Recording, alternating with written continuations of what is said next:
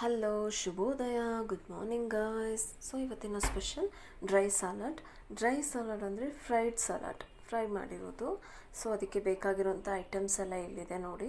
ಏನೋ ಒಗ್ಗರಣೆ ಹಾಕ್ತಿದ್ದೀನಿ ಅಂತ ಅಂದ್ಕೊಳ್ತೀರಲ್ವ, ಕರೆಕ್ಟ್. ನಾನು ಅವಲಕ್ಕಿ ತೊಗೊಂಡಿದ್ದೀನಿ, ರಾಗಿ ಅವಲಕ್ಕಿ. ಅದಕ್ಕೊಂದು ಒಗ್ಗರಣೆ ಹಾಕ್ಕೊಳ್ತಾ ಇದ್ದೀನಿ ಸಿಂಪಲಾಗಿ. ನಿಮಗೂ ಯಾವುದೆಲ್ಲ ಐಟಮ್ಸ್ ನೋಡಿದ್ದೀರಲ್ವ ಸ್ಕ್ರೀನಲ್ಲಿ, ಅದೆಲ್ಲ ಐಟಮ್ ಯೂಸ್ ಮಾಡ್ಕೊಳ್ಳಿ. ಇದರಲ್ಲಿ ನಾನು ತೆಂಗಿನಕಾಯಿ ತೊಗೊಂಡಿಲ್ಲ, ಅದು ಕೊಬ್ಬರಿ.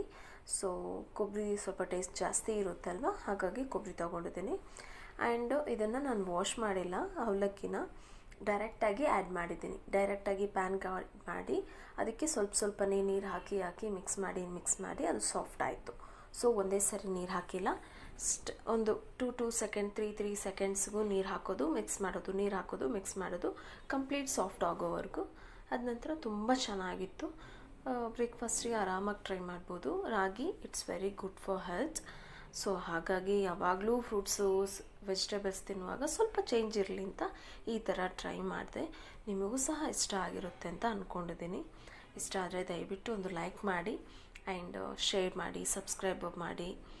ಸೊ ಇದರಲ್ಲಿ ನಿಮಗೆ ಆಯಿಲು ಜಾಸ್ತಿ ಬರಲ್ಲ, ಏನೂ ಇಲ್ಲ, ತುಂಬ ಟೇಸ್ಟಿಯಾಗಿರುತ್ತೆ, ಸ್ವಲ್ಪ ಡಿಫ್ರೆಂಟ್ ಆಗಿರುತ್ತೆ ಡೈಲಿ ವೆಜ್ ತಿನ್ನೋದಕ್ಕೆ ಅಂತ.